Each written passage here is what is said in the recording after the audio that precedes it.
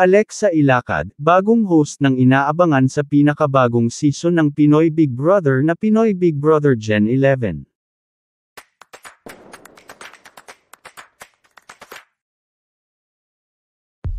Maraming netizens na ang excited sa muling pagbubukas ng pambansang bahay sa bansa na bahay ni Kuya sa panibagong season nito na Pinoy Big Brother Gen 11.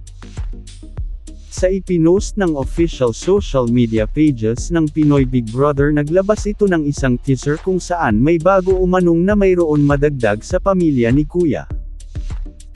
Agad naman na nahulaan ito ng mga netizens na ang sinasabing madagdag sa pamilya ni Kuya ay ang former housemate nito na si Alexa Ilacad, na iaayon sa panahon ngayon ng Gen Z. Si Alexa Ilacad ay isa sa mga unang pumasok bilang housemate noong 2021 para sa Community Season 10.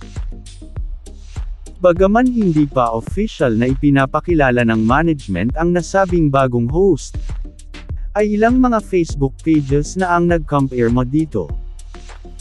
Makakasama niya bilang host sina Bianca Gonzalez, Robbie Domingo, Melay Cantiveros, Kim Chiu at Enchong D. Mapapansin din na ang kasalukuyang hosts ng PBB ay mga dati ng housemates at ngayon ay lalong nagtatagumpay bilang mga celebrity at in-demand talent sa industriya. Gaya ni Bianca Gonzalez na third Big Placer ng unang celebrity edition nito. Kim Chiu na siyang unang teen big winner. Robbie Domingo na second Big Placer ng teen edition plus. Melay Cantiveros na big winner ng Double Up at Enchong D na naging bahagi ng pangalawang batch ng 737. Abangan ang muling pagbubukas ng bahay ni Kuya para sa Pinoy Big Brother Gen 11 ngayong Hulyo.